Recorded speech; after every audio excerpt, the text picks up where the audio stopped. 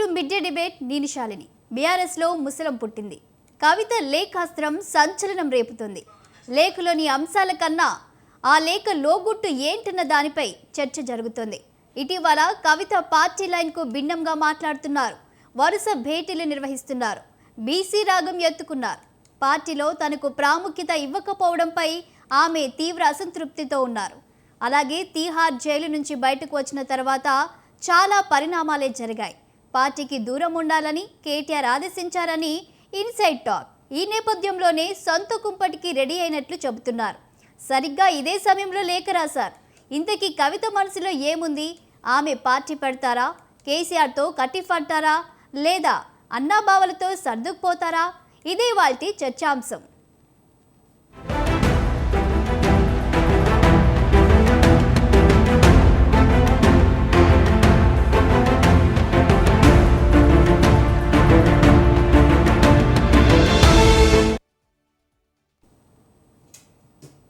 ఇవాల్టి చర్చలో పాల్గొనేందుకు మనతో పాటు దత్తాత్రేయ గారు బీఆర్ఎస్ నాయకులు, గంగాపురం వెంకటరెడ్డి గారు బీజేపీ అధికార ప్రతినిధి, గిరికొండలరెడ్డి కాంగ్రెస్ నాయకులు వారు మనతో అలాగే స్టూడియోలో ఉన్నారు. ఇక మిగతా ఇద్దరు కూడా జూమ్లో మనతో పాటు మరి జాయిన్ అవుతున్నారు. వారితో మాట్లాడి తెలుసుకుందాం. నమస్తే అండి అందరికీ. నమస్తే మేడం. నమస్తే. ముందుగా గిరికొండలరెడ్డి గారు మీరు చెప్పండి. ఇప్పుడు మనం చూస్తున్నాము ఎమ్మెల్సీ కవిత గారు ఒక లేఖను విడుదల చేశారన్నట్టుగా ఈ టాపిక్ అయితే చర్చనీయాంశమైంది. ఆవిడ రాసిన లేఖను మీరు ఎలా చూస్తున్నారు? యాక్చువల్గా టీఆర్ఎస్ పార్టీ అంటేనే వాళ్ళ కుటుంబ పార్టీ, అలా ప్రజాస్వామ్యం లేని పార్టీ. కొడుకు, అల్లుడు, బిడ్డ, ఇంకా మిస్ అయితే మధ్యలోకెళ్ళి సడ్డకుని కొడుకు, వీళ్ళ మధ్యలో పదవి కుర్చీ కొట్లాట నడుస్తూ ఉన్నది. చాలా సందర్భాల్లో రూమర్స్ అని అనుకున్నారు, కానీ ప్రతి ఎలక్షన్స్ టికెట్ల విషయం వచ్చేప్పుడు కానీ ఎలక్షన్ విషయం వచ్చేప్పుడు కానీ జరుగుతూ పోతూ ఉంది. ఈరోజు కవిత ఒక్కతే లిక్కర్ స్కాన్ చేసింది, దానివల్ల మాకు చెడ్డ పేరు వస్తుందని పక్కకు ఉంచిన మాట వాస్తవమే. మరి కవిత గారు కూడా తక్కువేం తినలే కదా, కేసీఆర్ బిడ్డే కదా, ఆమె ఏం చేసింది? మరి ప్రజలు అనుకున్న మాటను మాట్లాడింది. వాస్తవంగా కూడా ఏప్రిల్ 27 జరిగిన రజతోత్సవం మీటింగ్లో కేసీఆర్ స్పీచ్లో పసలేదని అందరు అనుకున్నది వాస్తవమే. ప్రజలు కూడా మీటింగ్ సక్సెస్ కాలేదు, డిసప్పాయింట్గానే వచ్చారు. ఏదో బాగా అద్భుతం చెప్పిపోతారు అనుకున్నారు. గతంలో చాలా సందర్భాల్లో జరుగుతూ ఉంది, చర్చల్లో డిబేట్లలో జరుగుతూ ఉంది. మరి బీసీ రాగం ఎత్తుకోవడానికి కారణం ఏంటంటే ఇండైరెక్ట్గా వాళ్ళ లీడర్షిప్ని ఆమె వ్యతిరేకించినట్టు అనుకోవాలి. టీఆర్ఎస్లో ఉండే కేసీఆర్ కానీ, కేటీఆర్ కానీ, హరీష్ రావు కానీ. ఎందుకంటే వారు ఏదైతే బీసీ రాగం ఎత్తుకోవడం అంటేనే బీసీ అధ్యక్షత చేసే పరిస్థితిలో ప్రాంతీయ పార్టీ కేసీఆర్ లేడు. ఎందుకు కేటీఆర్కి ఇద్దామంటే చాలాసార్లు మీకు తెలుసు, వారు ఎక్కడో క్యాంపులు జరిగినాయి, ఈటల రాజేందర్ని బయట పంపించడానికి కారణం ఏంది, ఇవన్నీ తెలుస్తూ పోతూ ఉన్నాయి. మరి ఈ సందర్భం వచ్చినప్పుడు ఆలోచించాల్సింది, కవిత మంచి లెటర్ లీకేజ్ అయిందని చెప్తా ఉన్నారు, కానీ అది వాస్తవమే. దాన్ని కవర్ చేసుకోవడానికి గతంలో కేసీఆర్ గారు మీకు ఫామ్ హౌస్ కథ అల్లిండు. ఎమ్మెల్యేలు పార్టీ మారుతున్నారు, బీజేపీ నుంచి వచ్చినా అది వాస్తవమే కదా, దాన్ని తిరిగి పవర్ ఉంది కాబట్టి అప్పుడు దాన్ని రికవర్ చేసుకోవడంలో వాళ్ళు సిద్ధాస్తులు కాబట్టి వాళ్ళు ఎప్పుడు మోసానికి రెడీగా ఉంటారు. కాబట్టి ఈరోజు మేడే జరిగిన మీటింగ్లో కవిత మాట్లాడిన పద్ధతి, బ్యానర్ సిస్టమ్ అదంతా చూస్తూ ఉంటే అర్థమైపోతూ ఉంది. పార్టీ లుకలుకల్లో ఉంది. హరీష్ రావు ఓ పక్క, రామారావు ఓ పక్క. రామారావుకి యువరాజుకు పట్టాభిషేకం చేద్దామంటే చేయని పరిస్థితి వచ్చింది. దానివల్ల ఎలక్షన్స్ వచ్చినాయి. ఇప్పుడు పార్టీలో కూడా అంతర్గతంగా అదే జరగబోతూ ఉంది. ఎవరు పైచేయి సాధించడానికి చేస్తూ ఉన్నారు. మేడం రాసిన దాంట్లో, కవిత రాసిన దాంట్లో ఒక చిన్న విషయం నేను మీ దృష్టి తీసుకొస్తా. ఆల్రెడీ టీఆర్ఎస్ పార్టీ రాష్ట్రంలో లేకుండా చేతులు ఎత్తేసింది. ఎంపీ ఎలక్షన్సే దానికి సూచిక. వాళ్ళు చాలా ప్లేస్లలో థర్డ్ పొజిషన్కి వెళ్ళిపోయారు. దాని తదుపరి ఎమ్మెల్సీ ఎలక్షన్ వచ్చినాయి, క్యాండిడేటే పెట్టలేని సిచ్యువేషన్కి వచ్చిండ్రు. అంటే ఒక 10 సంవత్సరాలు పాలించినాక ఉద్యమ పార్టీ అని చెప్పుకునే పార్టీకి ఏ కారణమైతే వచ్చిందో కేవలం వాళ్ళు చేస్తున్న స్కామ్స్కి బీజేపీ కేంద్రంలో ఉంటే దానికి భయపడి వాళ్ళు సరెండర్ అయిపోయి ఎలక్షన్స్లో బాజాబ్తుగా బూతుల దగ్గర వేస్తే మాకేండి లేకపోతే బీజేపీకి ఏండి అని చెప్పి ఎంపీ ఎలక్షన్లు చెప్పడం వల్లనే వాళ్ళు తీసుకున్న గోతులో వాళ్ళు పడ్డారు. ఈరోజు కాంగ్రెస్కి ఆల్టర్నేట్గా బీజేపీ తయారవుతుందనే భావజాలం జనంలో నడుస్తూ ఉంది. మీరు చూస్తే కనబడుతూ ఉంది. ఆల్రెడీ టీఆర్ఎస్ థర్డ్ స్టేజ్కి వెళ్ళిపోయిన పార్టీ కాబట్టి అది కవిత రాయడంలో తప్పేం లేదని చెప్పి నేను భావిస్తూ ఉన్నా. ఓకే, బీఆర్ఎస్ నాయకులు దత్తాత్రేయ గారు, మీరు చెప్పండి, ఏం జరుగుతుంది మీ పార్టీలో? ఇప్పుడు కవిత రాసిన లేఖని ఎలా చూడాలంటారు? అసలు నిజంగా అది కవిత రాసిన లేఖనే అంటారా? నమస్తే అండి. మీకు ప్యానెల్లో ఉన్నటువంటి పెద్దలకు, స్వతంత్ర టీవీ ప్రేక్షకులకు గుడ్ ఆఫ్టర్నూన్. ఏదైతే ఇవాళ కాంగ్రెస్ పార్టీ నాయకుడైనటువంటి రేవంత్ రెడ్డి గారు గతంలో పిసిసి అధ్యక్షుడిగా ఉన్నప్పుడు రాష్ట్రంలో జరుగుతున్నటువంటి ఎంపీ ఎలక్షన్స్ కావచ్చు, ఎమ్మెల్యే ఎలక్షన్స్ కావచ్చు, నిధుల సమకూర్చే క్రమంలో పెద్ద ఎత్తున బెదిరింపు రాజకీయాలకు పాల్పడ్డాడని చెప్పేసి వాళ్ళ ఈడీ ఛార్జ్ షీట్ లో రేవంత్ రెడ్డి గారి పేరును అందులో నమోదు చేసి, కాంగ్రెస్ పార్టీ నాయకురాలైనటువంటి సోనియా గాంధీ పేరు, రాహుల్ గాంధీ పేరు స్పష్టంగా ఆ కేసులో, నేషనల్ హెరాల్డ్ కేసులో వాళ్ళు విచారణ ఎదుర్కొంటా ఉన్నారు. ఇవాళ రేవంత్ రెడ్డి గారు కూడా దాంట్లో యాడ్ కావడం జరిగింది. మిగతా రాష్ట్రాల వాళ్ళతో పాటు ఈయన పేరు కూడా దాంట్లో చేర్చడం జరిగింది. ఇక ఢిల్లీకి మూటాలు పంపేటువంటి నాయకుడు ఎక్కడ నా పేరు ప్రతిష్టలు దిగజారిపోతాయో అని చెప్పేసి కవిత గారు రాయని లెటర్ను రాసినట్టుగా ఒక ఫేక్ లెటర్ను వాళ్ళకు అనుకూలంగా ఉండేటువంటి మీడియా ఛానళ్ళకు పంపించి పొద్దున్న నుంచి సాయంత్రం వరకు దాన్ని ప్రచారం చేసేటువంటి ప్రయత్నం చేసింది. ఇక్కడ చాలా స్పష్టంగా ఒక అధికారంలో ఉన్నటువంటి మంత్రి కూడా స్వయంగా, చాలా మంది మంత్రులు మేము పర్సంటేజ్ తీసుకుంటాం, ఖచ్చితంగా డబ్బులు తీసుకుంటాం అని చెప్పకనే చెప్తూ కొండా సురేఖ గారు కమిషన్ల విషయం మాట్లాడారు. 30% కమిషన్ల అవినీతికి పాల్పడుతున్నది అని చెప్పేసి జడ్చర్ల ఎమ్మెల్యే అనిరుద్ రెడ్డి గారు మాట్లాడారు. ఇప్పుడు రేవంత్ రెడ్డి గారు కూడా ఈడీ కేసులో ఇన్వాల్వ్ అయ్యారు. ఈ విషయాన్ని పక్కదారి పట్టించాలంటే కేసీఆర్ కుటుంబంలో ఏదో జరుగుతుంది, కేసీఆర్ కూతురేగో సొంత కుంపటి పెడదాం అనుకుంటుంది, ఓ పార్టీ పెట్టే ఆలోచనలో ఉంది. ఇవన్నీ కూడా స్వయం కల్పిత రేవంత్ రెడ్డి గారి సోషల్ మీడియా లేకపోతే ఆయనకు వత్తాసు పలికే మీడియాలలో ట్రోలింగ్ చేసే ప్రయత్నం చేశారు. మా నాయకుడు హరీష్ రావు గారు కావచ్చు, కేటీఆర్ గారు కావచ్చు, కవిత గారు కావచ్చు, మా అధినాయకుడు అయినటువంటి కేసీఆర్ గారి మాట జవదాటకుండా పార్టీలో పనిచేస్తారు. అయితే ఇక్కడ ఒకవేళ కవిత గారు రాసిన లెటరే అనుకుంటే ఆమె కొన్ని పాజిటివ్ అంశాలు, కొన్ని నెగటివ్ అంశాలు అని చెప్పేసి రాసినట్టుగా అక్కడ ఉంది. వాస్తవానికి ఫోరెన్సిక్ రిపోర్ట్ కూడా పంపడానికి మా పార్టీ నాయకత్వం సిద్ధమైంది. అది కవితదేనా లేకపోతే ఇంకెవరైనా రాయించి బయటకు విడుదల చేశారా? ఇవాళ సాయంత్రం 7:30 గంటలకు కవిత గారు విదేశీ పర్యటన ముగించుకొని హైదరాబాద్ చేరుకుంటున్నారు. ప్రత్యక్షంగా ఆమెతో పార్టీలో ఉన్నటువంటి పెద్దలు కూడా మాట్లాడి నిజమేనా, వాస్తవం ఏది అనేటువంటి తేల్చే ప్రయత్నం చేస్తారు. ఎందుకంటే పార్టీకి రజతోత్సవం ద్వారా వచ్చినటువంటి మైలేజీ మామూలు మైలేజీ కాదు. దేశ చరిత్రలో కనీ విని ఎరగని రీతిలో కేసీఆర్ గారి రజతోత్సవ సభలో జరిగినటువంటి ప్రసంగం యావత్ తెలంగాణ రాష్ట్ర ప్రజలందరినీ కూడా ఆకర్షించింది. 16 లక్షల పైచలకు జనాలు ఆయనను చూడడానికి, ఆయన మాటలు వినడానికి తరలి వచ్చిండు తండోపతండాలుగా. బీఆర్ఎస్ పార్టీ ఇప్పుడు కాంగ్రెస్ పార్టీ 6 గ్యారంటీలు, 13 హామీలు, ఓవరాల్ గా 420 హామీలు ఇవ్వడంలో విఫలమైంది. ఎక్కడికి పోతే అక్కడ రైతులు వ్యవసాయంలో ఉన్నటువంటి పంట పొలాల్లో పంట కొనట్లేదని చెప్పేసి కళ్ళల్లో పంట విషయంలో ఏడుస్తా ఉన్నారు.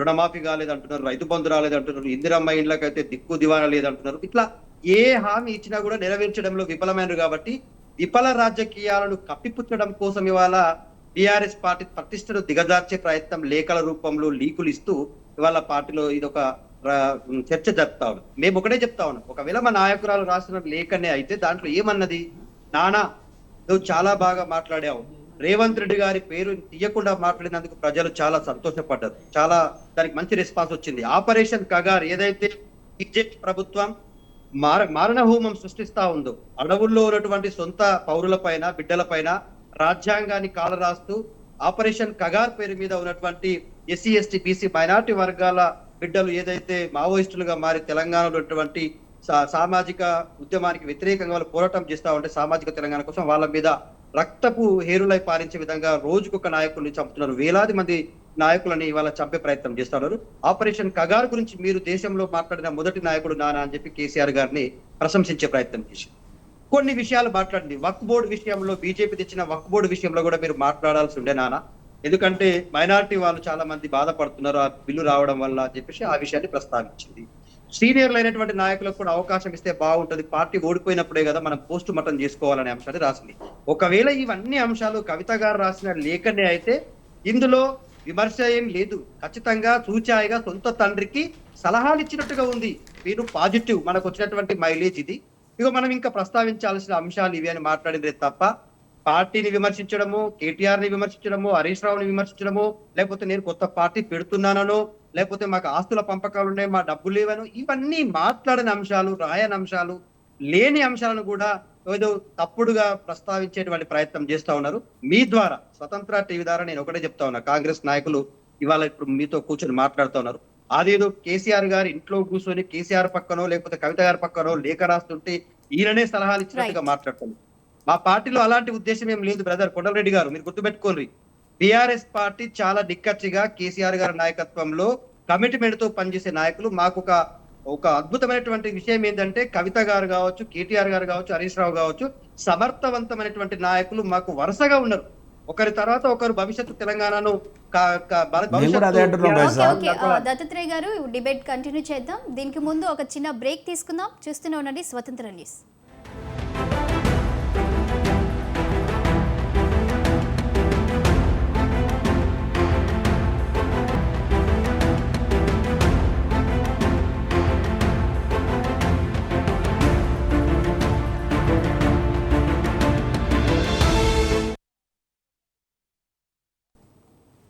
Welcome back.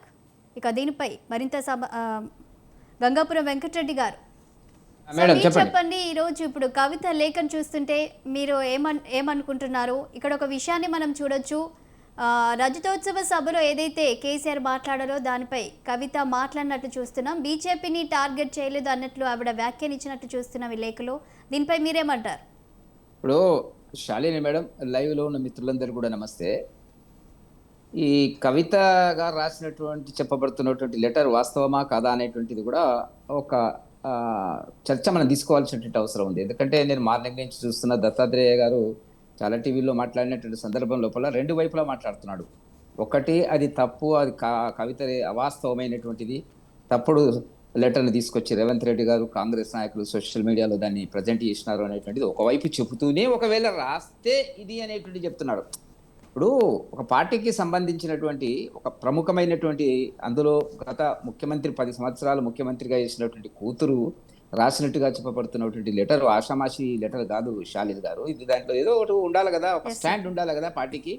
మాది కాదు లెటర్ తప్పు, లేదంటే ఇప్పుడు ఇంత పెద్ద నెట్వర్క్ సాంకేతిక పరిజ్ఞానము పెరిగినటువంటి పరిస్థితి లోపల 48 గంటల నుంచి ఆ విషయం ట్రోల్ అవుతుంటే కవిత గారు ఎందుకు అమెరికాలో ఉన్నా ఎక్కడున్నా కూడా ఇది నాకు సంబంధం లేదు, నా మీద తప్పుడు ప్రచారం చేస్తున్నారు అనేటువంటి మాటన్నా చెప్పాలా, ఇక్కడ పార్టీ పరంగా ఖండించాలా. ఏది లేకుండానే దత్తాత్రేయ గారు ఏం మాట్లాడుతున్నారు, ఇది అవునో కాదు అనేటువంటి పద్ధతుల కాదు, ఒక stand, you must have stand. ఆడ మగ రెండిట్లో ఏదో ఒకటి చెప్పాలి. కానీ మూడో వర్గం కింద చెప్పడం అనేటువంటిది అది దాని మీద చర్చ అనేటువంటిది ఏం మాట్లాడతాం, మేము మాట్లాడేది మేము పద్ధతిలో మాట్లాడతాం. కాబట్టి అదొకటి ఫస్ట్ పాయింట్ దత్తాత్రేయ గారు క్లారిఫై చేసుకోవాలి, ఆ పార్టీ క్లారిఫై చేయాలి. ఆమె సాయంత్రం వస్తుంది మాట్లాడుతుంది అనేది కాదు కదండి. ఆమె ట్విట్టర్లో పెట్టచ్చు కదండి, మాటిని ట్విట్టర్ని ఉపయోగిస్తుంది కదండి.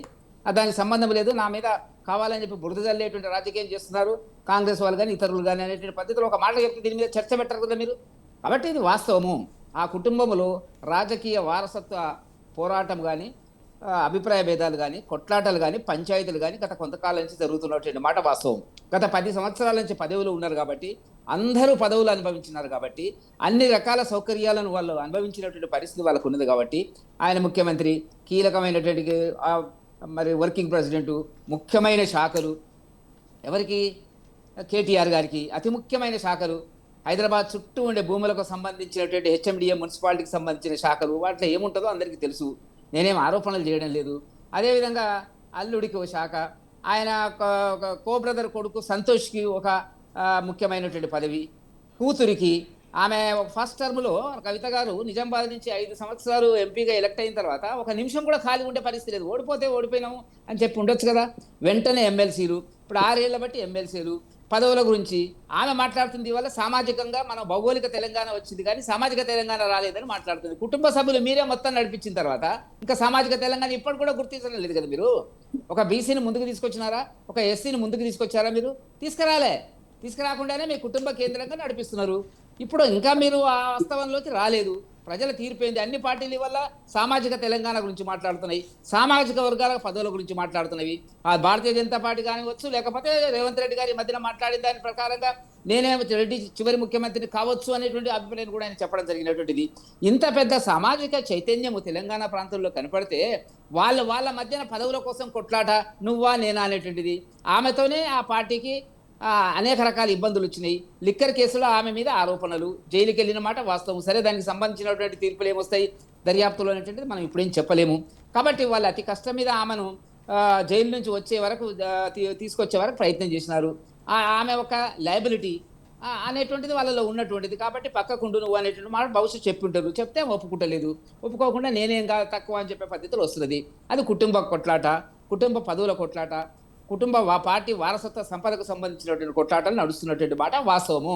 హరీష్ రావు గారి విషయంలో ఏ మాట చెప్పినప్పటికీ హరీష్ రావు గారు, కేటీఆర్ గారు పదవి బాధ్యతలు ఇచ్చినా కూడా, ప్రెసిడెంట్ చేసినా కూడా ఆయన కింద నేను పనిచేస్తా అనేటువంటిది ఇవి తాత్కాలికంగా రాజకీయాల్లో ఎత్తుగడలు, వ్యూహాల్లో ఎత్తుగడలు ఒక భాగమే తప్ప అట్లా ఉంటుందని నేను అనుకోవడం లేదు. ఎందుకంటే వాస్తవానికి కేసీఆర్ గారి తర్వాత కేసీఆర్కి అనుబంధంగా మేము చూసినంత వరకు, ఎందుకంటే చాలా కాలం మేము జేఏసీలో ఉన్నాం కాబట్టి ఆ పార్టీతో మాకు కొంత దగ్గర సంబంధాలు ఉన్నటువంటి పరిస్థితుల లోపల హరీష్ రావు గారు నెంబర్ 2 ప్లేసు. కానీ ఆయనను పక్కకు జరిపినారు. కొంతకాలం మంత్రి పదవి ఇవ్వలేదు. నిర్ణయాలన్నీ కేటీఆర్ చేస్తాడు, కుటుంబంలో జరుగుతుంది. ఆయన కొన్ని రాజకీయ కారణాలతోనే అటు ఉన్నాడు. రేపు ఏం జరుగుతుందో తెలియదు. దీంట్లో ఒకవైపున హరీష్ రావు గారు అసంతృప్తిగా ఉన్నారు, కవిత అసంతృప్తిగా ఉంది. కేసీఆర్ గారికి ఏమో కొడుకు ప్రేమ రోజు రోజుకి అధికమవుతున్నటువంటిది. మరి ఓ బీసీ నాయకుని తీసుకురావచ్చు కదా, ఎస్సీకి పదవులు ఇవ్వచ్చు కదా. వాళ్ళు మారరు. ఆ పార్టీకి ఉండేటువంటిది ఏంటంటే కుటుంబ కేంద్రంగా అందరు 5గురు అండి, ఒక్కరు కాదు 5గురు ఆ కుటుంబంలో పదవులు అనుభవిస్తున్నటువంటి పరిస్థితుల వల్ల ఇవాళ ఒక రకమైనటువంటి వివాదం రావడం జరుగుతున్నటువంటిది. ఆ పార్టీ ప్రజలు కూడా తీర్పిచ్చినారు, అసెంబ్లీలో ఓడించినారు. సరే 38-39 సీట్లతో పార్లమెంట్కి వచ్చేటప్పటికి డిపాజిట్లు దక్కని పార్టీ. అసలు నేలాంటి ఊహించలే కేసీఆర్ పార్టీకి డిపాజిట్ రావు తెలంగాణలో. నేను కథలో కూడా అనుకోలే. మేము వేరే పార్టీ భారతీయ జనతా పార్టీలో ఉన్నప్పుడు కూడా మేము అనుకోలేటువంటిది. ఎందుకంటే ఇప్పుడు మన ఎమ్మెల్సీ ఎన్నికల్లో పోటీ చేయలేనటువంటి పరిస్థితి. బీజేపీ ఆమె వాస్తవాలు చెప్పింది. బీజేపీ ప్రత్యామ్నాయం అని చెప్పి కార్యకర్తలు భావిస్తున్నారు అనేటువంటిది అదొకటి వాస్తవమైనటువంటి పిక్చర్ ఆమె ఇచ్చింది. రాజకీయాలకు అతీతంగా ఇచ్చింది. మా బీజేపీతో ఆమెకు అభిప్రాయ భేదాలు ఉన్నవి.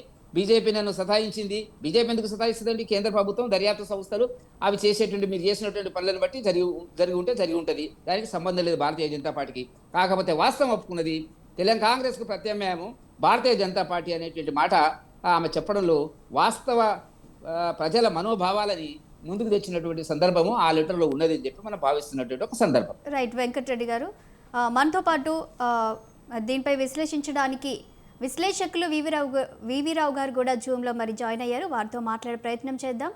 నమస్తే వివి రావు గారు. నమస్తే మేడం. సార్ చెప్పండి, ఇప్పుడు కవిత లేఖనే పెద్ద హాట్ టాపిక్గా మారింది. కవిత లేఖను చూస్తుంటే దీనిపై మీరు ఏమంటారు సార్? మీ అభిప్రాయం ఏంటి? ఈరోజు మన తెలంగాణ రాజకీయాలు ఒక వింత పరిస్థితిలో ఉన్నాయి. అధికారంలో ఒక కేంద్ర పార్టీ అధికారంలో ఉంటే ఇంకొక కేంద్ర పార్టీ అపోజిషన్ లో ఉంది. రెండు జాతీయ స్థాయి పార్టీలు అయితే, ఒక పార్టీ ఏదైతే మొన్ననే అధికారంలో ఉండి అపోజిషన్ లోకి వచ్చినటువంటి బిఆర్ఎస్ పార్టీ. సో ఈ 3 పార్టీల మధ్యలో పోటీ జరుగుతున్నటువంటి సందర్భంలో ఈరోజు ఒక వింత సిచ్యువేషన్ ఏంటంటే, మొన్ననే వాళ్ళు వాళ్ళ యొక్క 25 సంవత్సరాల పండుగ జరుపుకున్న తర్వాత ఈ ఏదైతే బిఆర్ఎస్ పార్టీ ఈరోజు ఒక వింత సిచ్యువేషన్ ఎదుర్కొంటుంది. అదేంటంటే, పార్టీలో ప్రొజెక్ట్ అయినటువంటి లీడర్షిప్ మధ్యలో ఎవరు దాన్ని లీడ్ చేయాలనే విషయానికి వస్తే, పార్టీయే బహిర్గతంగా అనౌన్స్ చేయకపోయినా ఆ యొక్క అంతర్గతంగా ఉన్నటువంటి దీని విషయంలో వింత రూపాల్లో దాన్ని ఎక్స్ప్లాయిట్ చేయడానికి, అంటే ఆ పార్టీ మీద దాడి, అంటే ఒక పక్కన పార్టీలో ఇప్పుడు ఉన్నటువంటి 3 రాజకీయ పార్టీల్లో ఏ పార్టీలో అంతర్గత ప్రజాస్వామ్యం లేదు. ఏ పార్టీలో కూడా ఇప్పుడు అంటే పార్టీలో అంతర్గత ప్రజాస్వామ్యం లేదు. పార్టీ ఫండ్ ట్రాన్స్పరెంట్ గా లేదు. ప్రతి ఒక్క రాజకీయ పార్టీ కూడా ఇప్పుడు వాళ్ళ యొక్క టికెట్లు కొనుక్కునే వాళ్ళకి మాత్రమే టికెట్లు ఇస్తున్నారు. నిజమైనటువంటి మీరు ఎన్ని బీసీలు మాట్లాడినా, ఎన్ని కులాలు మాట్లాడినా, ఏ ఒక్క కులంలో కానీ, ఏ బీసీలో ఎస్సీలో కానీ లేదా సామాన్యుల్లో కానీ డబ్బులు పెట్టి టికెట్ 10,000 వరకు కొనగలిగే శక్తి యుక్తులు ఉన్న వాళ్ళకు మాత్రమే టికెట్లు ఇస్తున్నాయి 3 పార్టీలు. ఇప్పుడు వీళ్ళు అందరూ దయ్యాలకు వేదాలు వల్లించినట్టుగా మాట్లాడుతున్న ఈ 3 పార్టీలలో ఇంచుమించు సమస్య అందరి సమస్య ఒకటే. అక్కడ టికెట్లు కొనుక్కునేటువంటి విశ్వ సంస్కృతి ఉన్న వాళ్ళకి ఒక సెంట్రలైజ్డ్ పవర్ హెడ్స్ గా ఉన్నారు. పార్టీ అధినేతలు అనేవాళ్ళు పార్టీ అధినేతల సెంట్రిక్ గా రాజకీయ పార్టీలు నడుపుకుంటున్నాయి. బీజేపీలో మోడీ సెంట్రిక్ గా ఉంటే, కాంగ్రెస్ లో రాహుల్ గాంధీ లేదా సోనియా గాంధీ సెంట్రిక్ గా ఉంటే, టిఆర్ఎస్ లో కేసీఆర్ సెంట్రిక్ గా ఉంది. అయితే ఇవాళ ఒక ఒక పార్టీ మీద ఒక పార్టీ దాడి చేసుకునేటువంటి పరిస్థితిలో ఇవాళ వింత వింత కథనాలు సోషల్ మీడియా ద్వారా మొన్న మొన్న భారతదేశ పాకిస్తాన్ మధ్యలో యుద్ధం జరిగితే అక్కడ ఏదో ట్రంప్ ఒక మెసేజ్ ద్వారా యుద్ధం ఆగిపోయినట్టుగా ఇప్పుడు ఒకరి మీద ఒకరు ఇలాంటి వ్యంగ్యాస్త్రాలు వేసుకొని సోషల్ మీడియాలో ఒకరి మీద ఒకరు కాలు లాక్కునేటువంటి ప్రయత్నంలో భాగంగా ఇప్పుడు ఈ కథనాలు వస్తున్నాయి. ఎందుకంటే రియల్ గా ఎవరైతే రాశారో ఆమె కవిత ఇంతవరకు మాట్లాడదు. అంతకుముందు హరీష్ రావు మీద కూడా వచ్చింది, ఆయన కూడా నేను లేదు నాకు సంబంధం లేదని మాట్లాడారు. కానీ ఇవన్నీ చూస్తే నిజంగా ఇది వాళ్ళు రాశారా లేదా పక్కన పెడితే వాళ్ళు ఈ మొత్తం కథనంలో ఉన్నటువంటి అంశాలు చూస్తే మాత్రం పార్టీలో జరుగుతున్నటువంటి అంశాలకు ఒకరి మీద ఒకరు కాలు లాక్కునే ప్రయత్నం మాత్రం స్పష్టంగా చేస్తా ఉన్నారు. మిగతా విషయాలకు వస్తే దాంట్లో ఉన్న విషయాలు ఏదో పెద్ద దాంట్లో ఏదో వింత విషయాలు ఏమి లేవు. రోజు గత మీటింగ్ తర్వాత వచ్చిన చర్చ అంశాలే ఒక లేఖ రూపంలో ఇప్పుడు చెప్తున్నటువంటి పరిస్థితి. అది ఒక రాతపూర్వకమైనటువంటి లెటర్ ద్వారా వస్తున్నట్టుగా చూపిస్తున్నారు. ఒకవేళ కవిత లెటర్ రాసినా కూడా దాంట్లో పెద్ద వింత ఏం లేదు. ఎందుకంటే అయితే ఆ పార్టీలో ఉన్నటువంటి కేసీఆర్ కు వారసుడు కేటీఆర్ అని తెలుసు. కాకపోతే దాన్ని ఆ కేటీఆర్ కు పోటీగా వీళ్ళు ఉన్నారా లేరా అని తెలుసుకోవడానికి కూడా ఈ కథనాలు పనిచేస్తా ఉన్నాయి. దాంట్లో మిగతా కాంగ్రెస్ లాంటి పార్టీ ఎంతవరకు లబ్ధి పొందాలనేటువంటి అంశం కూడా ఇందులో కనబడతా ఉంది. రెండో విషయం ఏంటంటే కాంగ్రెస్ లో కూడా ఇలా కాంగ్రెస్ వాళ్ళు చెప్తా ఉన్నారు అది కుటుంబ రాజకీయం, హాస్యాస్పదం. కాంగ్రెస్ లో కూడా అసలు ఈ సంస్కృతిని మొదలు పెట్టిందే కాంగ్రెస్. సో ఇవంతా చూస్తే లెటర్లు పక్కన పెట్టండి, లెటర్ల వెనకాల ఆంతర్యాలు అన్ని వాళ్ళే క్రియేట్ చేశారనే ఆరోపణ వస్తుంది. దీనిపై మీరేమంటారు? ఇంతకుముందు సోదరులు వెంకటరెడ్డి గారు చెప్పినట్టు చిన్న ఇన్సిడెంట్ జరిగితేనే కేసీఆర్ కుటుంబం మీడియా ముందుకు వచ్చేసి సోషల్ మీడియాల ఛానళ్ళల్లో వెళ్ళి మాట్లాడేవాళ్ళు. అమెరికాలో ఉన్నా మాట్లాడవచ్చు, ఆఫ్రికాలో మాట్లాడవచ్చు, ఎక్కడి నుంచైనా మాట్లాడవచ్చు. టెక్నాలజీ డెవలప్ అయింది, వాడుకోవడం వల్ల వాళ్ళు సిద్ధాస్తులు. మరి లేక తప్పైతే ఆమె ఆన్సర్ చేయాలి. చేస్తుంది అంటే అంతర్లీనంగా బతిలాట కార్యక్రమం నడుస్తుందేమో. మరి మన మిత్రుడు దత్తాత్రేయ గారికి ఏమైనా పార్టీల నుంచి తెలిసిందేమో. ఎందుకంటే గతంలో రోహిత్ రెడ్డి చూసినాం మనం ఫామ్ హౌస్కు. ఇట్లాంటి అబద్ధాలు ఆడడం వల్ల సిద్ధాస్తులు, అదేం తప్పేం లేదు. పాపం ఆడని వాళ్ళ మనగడ కోసం ఆడితే ఎవరేం దాన్ని తప్పు అంటారు. కానీ వాస్తవికంగా సామాజిక తెలంగాణ గురించి మాట్లాడుతూ ఉన్నారు. సామాజిక తెలంగాణ అంటే బడుగులకు బడీలకు రాజ్యాధికారం దిశగా మరి 10 ఏళ్ళు ఉన్నప్పుడు వాళ్ళ మంత్రివర్గంలో ఎవరున్నారు, ఎస్సీలు ఎంతమంది ఉన్నారు, బీసీలు ఎంతమంది ఉన్నారు, మహిళలు ఎంతమంది ఉన్నారు. మరి సామాజిక తెలంగాణ ఆ రోజు పాటించినప్పుడు మరి బిడ్డకు యాదికి రాలే. కానీ ఈరోజు ఏం యాదికి వచ్చింది ఆమెకు? కాంగ్రెస్ పవర్లోకి వచ్చినాక జ్యోతిరావు పూలే స్టాచ్యూ పెట్టాలని. మరి అప్పుడు జ్యోతిరావు పూలే స్టాచ్యూ 10 సంవత్సరాలు వాళ్ళ నాన్ననే అధికారంలో ఉన్నాడు, వాళ్ళదే నడిచింది. మరి ఒక్క సంవత్సరం కూడా గడవక ముందే ఎమ్మెల్సీ తీసుకుంది. మరి ఇది అడగడం వీలు కాలేదు. అంటే ప్రజలను డైవర్ట్ చేయడానికి వాళ్ళ నాన్న దళితుని ముఖ్యమంత్రి చేస్తా అని దళితుని ముఖ్యమంత్రి పేరు మీద ముఖ్యమంత్రి సీట్లో కూర్చొని ఇప్పుడు ఆమె ఏం చేసిందంటే కొత్తగా సామాజిక వర్గ మీద మాట్లాడి మళ్ళీ మేమేదో రాజకీయ లబ్ధి ఉండడానికి ఏషం కడతారు. అందరూ ఒకటే వాళ్ళు, కానీ వాళ్ళకున్న పరిపత్యాలు వాస్తవమైన విషయం. దీన్ని ఎంత కప్పిపుచ్చినా అది కేవలం ఏదో మెసేజ్ టైప్ చేసి పంపారంటే మనం అనుకోవచ్చు. కానీ హ్యాండ్ రైటింగ్తో వచ్చిన దానికి ఫోన్ నెక్స్ పంపరా ఇప్పటిదాకా విషయం చూస్తే పరిశ్రమ 100% అది కవిత రాసిన లెటరే. ఇప్పుడు మన దత్తాత్రేయ గారే మనకు క్లియర్గా చెప్పిండు. పాజిటివ్ అంశాలు రాసింది అన్నప్పుడు మన నెగిటివ్ అంశాల గురించి కూడా వచ్చినప్పుడు దాన్ని ఒప్పుకున్నట్టే ఆయన. ఇక రెండో విషయం, మీరు ఏం చెప్తున్నా కగారు కావచ్చు, ఏదైనా కావచ్చు, ఈరోజు దేశంలో జరుగుతున్న దాడులపైన అందరం ముక్తకంఠంతో ఖండించాల్సిందే. ఎందుకంటే ఇది నక్సల్బరీ పోరాటం అనేది, మావోయిస్ట్ పోరాటం అనేది ఏదైతే సామాజిక పోరాటం అది. ఈరోజు బీజేపీ ముందు ఒక ప్రశ్న, సమాజంలో ఉండబడే మేధావులారా మీరు అందరూ ఒకసారి ఆలోచించాలి. అన్ని పార్టీల నాయకులు ఆలోచించండి. చర్చలకు సిద్ధం మేము గండవనని చెప్పిన తర్వాత కూడా ఈ రాజ్యంలో మరి వారి మీద దాడులు చేయడం అయితే కరెక్ట్ కాదు. అట్లాంటి పరిస్థితుల్లో చర్చలకు మరి పిలవాల్సింది ఉండే. చర్చలకు పిలవకుండా మేము చంపే చూపిస్తాం, మేము అందరినీ ఎన్కౌంటర్ చేసి చూపిస్తామని చెప్పి ఏదైతే అమిత్ షా మోడీలు ట్వీట్ చేస్తూ ఉన్నారో మాట్లాడుతూ ఉన్నారో అది కరెక్ట్ కాదని చెప్పి ఈ భారతదేశం యొక్క ప్రజాస్వామ్యాలను కాపాడాలంటే రాజ్యం ఎవరి చేతికైనా రావచ్చు, కానీ రాజ్యానికి అనుకూలంగా ఉండబడే పరిస్థితులను అవతలి వ్యక్తి మరి నేను నిరాయుధునిగా ఉంటాను చర్చలకు సిద్ధమన్నప్పుడు దానికి తీసుకోకపోవడం చాలా. ఎందుకంటే వాళ్ళకి మతం పేరు మీద వాళ్ళు రాజ్యాన్ని వెళ్దాం అనుకుంటున్నారు తప్ప దేశంలో ఉత్పత్తి రంగాన్ని డెవలప్ చేసి అదేవిధంగా బీదలకు ఏదైతే అట్టడుగు స్థాయి వర్గాలకు మరి న్యాయం చేసిన ప్రొడక్టివిటీని తీసుకొచ్చే పరిస్థితులు లేరు కాబట్టి ఏదో కొత్త రకమైన ఏషం కట్టి అలా దేశాన్ని పాలించాలని చూస్తూ ఉన్నారు. అది కావచ్చు, కానీ ఈరోజు మీకు ఎలక్షన్స్లో వస్తే ఫీల్డ్ మీదకి వస్తే మీరు ఎవరిని తెలుసుకున్నా బీజేపీ టీఆర్ఎస్ ఈ రెండు ఒకటా కాదా అనేది, బీఆర్ఎస్ ఒకటా కాదా అనేది జనంలో తేలిపోయింది 2 ఎలక్షన్ల ద్వారా. ఈరోజు మాట్లాడుతూ ఉన్నారు లిక్కర్ స్కామ్ గురించి కావచ్చు. లిక్కర్ స్కామ్లో వచ్చిన తర్వాత మరి ఆ రోజు అన్న బావ అందరు వరుస పెట్టి ఆడదాకెళ్ళి మరి పలకరింపులు విడిపించడానికి బీజేపీతో ఉన్న లోపాయకార ఒప్పందం బ్యాక్డోర్ ద్వారా ఏం జరిగిందో అందరికీ తెలిసిన విషయం ఇది. కానీ ఈరోజు కవిత ఇచ్చిన స్టేట్మెంట్ పైన మరి అన్న అదేవిధంగా బావ అదేవిధంగా ఇంకో బ్రదర్ ఎవరూ మాట్లాడట్లేదు. దాన్ని ఆలోచించాలి. ఇక విషయానికి వస్తే ఈరోజు జ్యోతిరావు పూలే స్టాచ్యూ కోసం మాట్లాడిన వాళ్ళకు మీకు ఒక సూటికి ఒక ప్రశ్న ఇస్తూ ఉన్నా. మీరు ఇప్పటికీ మతాల పేరు మీద కులాల పేరు మీద కుంపట్లు పెట్టి జనంను చిచ్చుపెట్టే విధంగా మీ యొక్క రాజకీయ మనుగడ కోసం చేస్తున్న ప్రయత్నం తప్పని చెప్తా ఉన్నాం మేము. ఏదైతే జనమంతా ఈ 75 స్వాతంత్ర భారతంలో అందరూ కలిసిపోయే విధంగా ఉండాలి తప్ప మీరు వ్యక్తిగతంగా 6 గ్యారెంటీలు ఇవ్వలేని మాట్లాడుతూ ఉన్నారు. 6 గ్యారెంటీలు ఏమి ఇచ్చింది ఏమీ లేదని ప్రజలు ఈరోజు దానికి ఓటేయడానికి సిద్ధంగా మీరు ఫెయిలర్ అని చెప్పి కాంగ్రెస్కు పట్టం కట్టిండ్రు. మరి ఒక ఇల్లు సర్దుకోవాలంటే మీరు వేసిన అప్పుల కుప్పలను తీసుకొని ఇలా ప్రజల మధ్యకి వెళ్ళి ఉద్యోగాలు కల్పించాలంటే విద్య మీద దృష్టి పెడితే ఇవాళ 11,000 ఉద్యోగాలు, సుమారు 11,000 ఉద్యోగాలు ఇవ్వడం జరిగింది. టీచర్ పోస్ట్ ఇచ్చిన తర్వాత మౌలిక వసతులకు స్కూల్లోకి ఇవ్వడం జరిగింది. ఇట్లా చెప్పుకుంటూ పోతే కేవలం ఒక స్కావెంజర్ పోస్ట్ చేయలేని దశ నుంచి 2,500 స్కావెంజర్ పోస్ట్ నుంచి ఇవాళ మౌలిక వసతులకు ప్లాన్ చేసుకుంటూ వస్తాడు. మేము ఇచ్చిన 6 గ్యారెంటీలకు అమలు చేసుకుంటూనే మిగతా కొత్త వాటిని ఇలా సన్న బియ్యం మేము చెప్పండి ఇట్లా చెప్పుకుంటూ పోతూ ఉంటే ఇలా హాస్టల్లో పిల్లలకు మెస్ ఛార్జీలు పెంచడం అంటే ఎవరైతే అట్టడుగు స్థాయిలో ఉన్న ప్రజలు ఉన్నారో వాళ్ళకు అనుకూలంగా పాలన కొనసాగించడంలో ప్రభుత్వం పనిచేస్తూనే 6 గ్యారెంటీలు అమలు చేయడానికి ఇందిరమ్మ ఇల్లు మీరు ఎక్కడెక్కడ ఇల్లు ఇచ్చారు, మీ నియోజకవర్గాల్లో ఇల్లు ఇచ్చారు, మిగతా కాన్స్టిట్యూన్సీలో ఇల్లు ఇయ్యని పరిస్థితి, అక్కడి నుంచి ఇండియన్ పరిస్థితి నుంచి ఈరోజు మరి ప్రతి ఊరికి 20 నుంచి 30 ఇల్లు ఇచ్చి మరి పేదను ఆదుకోవడానికి ముందుకు వస్తూ ఉంది. మీరు విమర్శించాలి, కానీ ఏది పాజిటివ్ ఏది నెగటివ్ ఆలోచిస్తే బాగుంటుందని చెప్తా ఉన్నాను.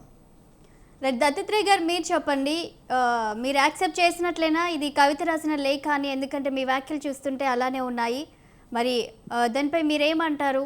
ఇప్పటి వరకు దీనిపై ఇటు బీఆర్ఎస్ పార్టీ నుంచి కానివ్వండి లేదంటే కేసీఆర్ కుటుంబం నుంచి కానివ్వండి ఎవరు దీన్ని ఖండించలేదు. మరి దీన్ని మీరు ఎలా చూస్తున్నారు? మా పార్టీ ఒక స్పష్టమైనటువంటి వైఖరితో ముందుకు పోతుంది. ఆ లేఖ నిజమైన లేఖన అబద్ధపు లేఖన తేల్చాల్సినటువంటిది ఒకవేళ ఎవరైతే ఇప్పుడు టీవీ ఛానల్లో మనం మాట్లాడుతూ ఉన్నామో రాసినటువంటి వ్యక్తి కవిత గారు చెప్పాలి, లేదా ఎవరైతే ఇప్పుడు మీడియాలకు మొత్తం రిలీజ్ చేసినటువంటి వ్యక్తులైనా చెప్పాలి. యాజ్ ఎ పార్టీ నాయకుడిగా నేను రిప్రజెంటేటివ్ గా మాట్లాడే అంశం ఏంటంటే ఇప్పటి వరకు మాకున్న సమాచారం ఏంటంటే కవిత గారు పెట్టేటువంటి సిగ్నేచరు జస్ట్ కవిత అని చెప్పేసి రాయారు. కవిత సిగ్నేచర్ చాలా డిఫరెంట్ గా ఉంటది. ఇది కవిత గారు రాసిన లేఖ లాగా లేదు. ఖచ్చితంగా ఇది ఏదైతే రేవంత్ రెడ్డి గారి పేరు సంతకం సంబంధించిన ఇష్యూ కాకుండా ఆ లెటర్ ఆమె హ్యాండ్ రైటింగ్ అయితే కనబడుతుంది కదా, హ్యాండ్ రైటింగ్ కాదని ఆమె హ్యాండ్ రైటింగ్ ని నేను గాని మీరు గాని దగ్గరగా ఉండి ఆమె క్లాస్మేట్ లంగాము ఆమె యొక్క క్లాస్మేట్ కాదు, అది క్లియర్ గా కేటీఆర్ మనకు తెలియకపోవచ్చు కానీ సోదరునికి బావకు వాళ్ళ కుటుంబం తెలుస్తుంది కదా, ఇది తప్పని వాళ్ళు మీడియాలో మాట్లాడొచ్చు కదా, సెకండరీ అదంతా. నేను ఏమంటున్నా బ్రదర్, కాంగ్రెస్ పార్టీ నాయకులకు డైవర్ట్ పాలిటిక్స్ చేయడం వెన్నతో పెట్టిన విద్య. మీరు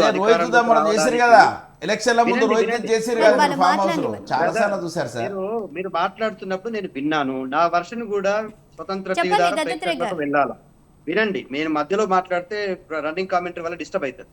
కాంగ్రెస్ పార్టీ తెలంగాణ రాష్ట్రంలో ఇచ్చిన 6 గ్యారెంటీలు 13 హామీలు అమలు చేయలేక అవిటి తప్పించుకునే ప్రయత్నంలో ఎన్ని నాటకాలు ఆడాలో అన్ని నాటకాలు ఆడుతుంది. మొన్నటికి మొన్న కమిషన్ అయిపోయింది విచారణ మొత్తం, కాళేశ్వరం పైన ఎలాంటి విచారణ లేదు, ఇదే చివరి సిట్టింగ్ అని చెప్పిన తర్వాత కూడా అధినాయకుడు అయినటువంటి తొలి ముఖ్యమంత్రి అయినటువంటి కేసీఆర్ గారికి నోటీసులు ఇచ్చే ప్రయత్నం చేసి మళ్ళీ ఒక వారం రోజులు అదొక ఎపిసోడ్ నడిపించే ప్రయత్నం చేసినారు. ఇవాళ కవిత గారి లేఖ ద్వారా మరో వారం రోజులు నడిపించే ప్రయత్నం చేస్తున్నారు. అందాల భామలకు 30 కేజీల బంగారం ఇచ్చినట్టుగా ఒక పత్రికలో నేను చదివిన పొద్దుగల్లా. ఇవాళ అందాల భామల కాళ్లను తెలంగాణ మహిళలతో కడిగించే ప్రయత్నం చేస్తున్నారు.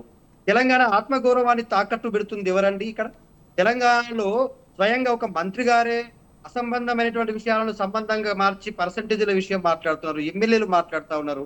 ఇవాళ రైతుల విషయం ఎవరు మాట్లాడరు. మిత్రుడు మేము హాస్టళ్లకు మెస్ ఫీజులు పెంచినాం అంటున్నాడు.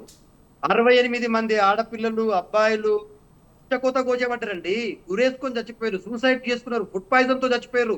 తెలంగాణ రాష్ట్రంలో రేవంత్ రెడ్డి ముఖ్యమంత్రి అయిన తర్వాత విద్యార్థులకు శాపంగా మారింది అది. గురుకులాల్లో చదివే విద్యార్థులు ఎందుకు చనిపోతున్నారో అర్థం కాక కేసీఆర్ గారు ప్రభుత్వంలో ఉన్నప్పుడు ఒక్కొక్క విద్యార్థి మీద 1,20,000 ఖర్చు పెట్టి వాళ్ళని మేము కంటికి రెప్పలాగా కాపాడుకుంటే, ఇవాళ మీరు వచ్చిన తర్వాత వాళ్ళ చావులు చూడాల్సి వస్తుంది.